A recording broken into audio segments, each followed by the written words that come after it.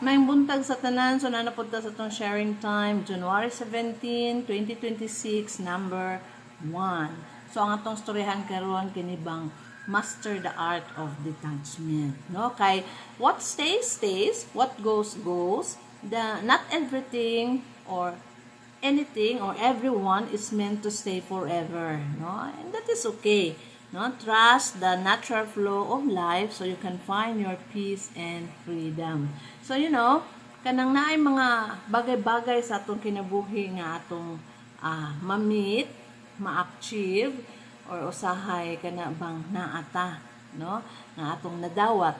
Upon, for example, no, na kay ma-meet na tao, nahimo mo siyang friend, and then nawala lang pud siya, na although sakit, no, mawalaan kag friend, but wala ginagiingon nakabalon ta mo detach, no, lalo na kung na kana bang na-at-risk na ang imuhang peace and freedom. Ako inana jud ko, no, kanang dili ko mo hold on sa usa ka tao or sa usa ka butang or sa ka position or anything, no, na ma-connect sa ako, then dili na siya functional nya. Usa ba na trigger ng akong peace of mind, ang akong kagawasan to do what is good. So dili na gyud na dili ko mag-hold on. So kabalo jud ko mo discipline sa akong kinabuhi nga really kung sa tao pa na people really may come and go. So mo na nga kung naatay friend, so ato i-treasure yung moment nga naa siya. Then learn, no, sa mga lesson sa bagay-bagay nga naata. Kung naata sa posisyon, so dili nato na siya gamiton na magbuhat og dili maayo, kundi dili atong buhaton ang pagdawat ana ng posisyon na mapakita nimo ang paghigugma ngadto sa Dios na kinahanglan na ang imuhang mga gimbuhaton kanunay sa imong kinabuhi ana adun ng peace and freedom. So ako halang doon guys para sa ako ana na kung ma-at-risk na gani akong peace of mind, ang akong freedom, mag-question na gyud ko na sa akong sarili kung angay pa bang ipadayon o dili. So kana ba natay detachment unta sa ato ang self kung kailangan na gyud mo detach sa mga bagay-bagay diri sa kalibutan, no? For example sa friendship kung dili na siya healthy, no, toxic na siya, so kabalo na ka mo detach. So kung sa atong mga trabaho pod kung dili na gyud makaya og mga unsa pa atong buhaton, murag wala na gyud kay peace of mind. And then kana bang usay mailisan ta sa ato ang gimbuhaton kay naay bag-ong abot, no, nga tan-aw sa atong boss o tan-aw sa ato ang head nato nga mas makatabang pa, no, sa gimbuhaton kung asa man na imuhang work, then atong dawaton na. So natay way kung unsaon nato pagdetach. So dapat mo accept tas katotohanan nga wala joy forever diri sa kalibutan. Only God is forever. So mao na nga kung kita ko mailisan ta sa tong trabaho din, fine. It's okay.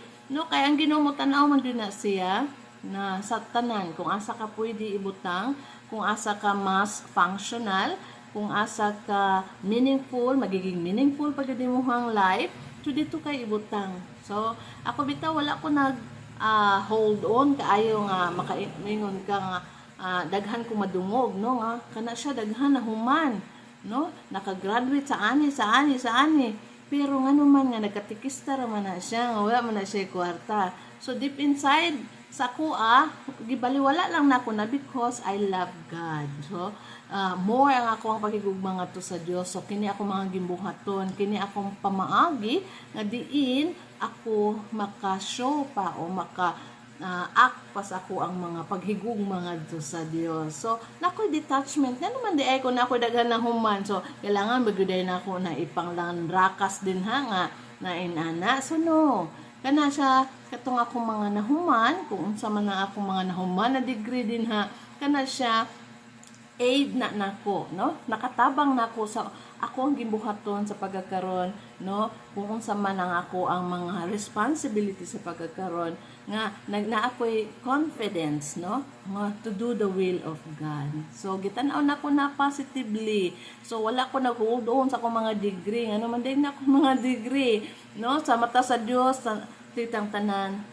equal lang gyud. So kana kung naay mga panghitabo nga na ay mo detach sa imuha o mawala sa imuha, butang ba na, person ba na, o work ba na, then have peace of mind and then accept. Kaya ang Ginoo jud ang mopuno sa tanan. So kanala akong sharing karon na moment no kay kana bang usahayan na ako mga madungog na lisod sila ha mag-detach no. Dili dapat unta ka ng ano lang ta ba ang atong kinabuhi kana lang untang murag fluid lang ba no. Nga dili kay ta very stiff. Kung unsay mo abot dawaton, kung kisay mo go di dawaton nato. Acceptance is key. And then paubos ta sa tong kagalingon, humble lang ta, dili kay ingon taas kaayo ang ato mga naabot. Dapat na ako diri na posisyon na ako ani na ano man day ko manilhig lang ta sa simbahan, no? Ikamatay ba na nato? No, so ana ba? So inana nga ako ang prinsipyo sa akong kinabuhi. Yes, sa ating mga nahuman, nagatikista ko because I love the work. No, I love God. I love to sing with God, no? So inana ako mga kinabuhi. So gusto lang ko kanang simplified lang, no? Dili ko ganahan mag-stress akong kinabuhi, no? Life should be kana bang dili complicated. Life should be simple, no? With God, of course. No? Ana lang na ang kinabuhi nato, dapat nato di kay nato kanang iseryoso. So, sa mga bagay-bagay na usahay dili nato makaya i-absorb. So, kana lang dapat natay art, no? Ma-master na to ng art of detachment. Na kabalutan mo detach kung kailangan na i-detach, kung maka-at-least na sa atong peace of mind, atong freedom to do the will of God, then learn to detach. And learn to love also kung unsay naa sa imuha. And then cherish the moment, no?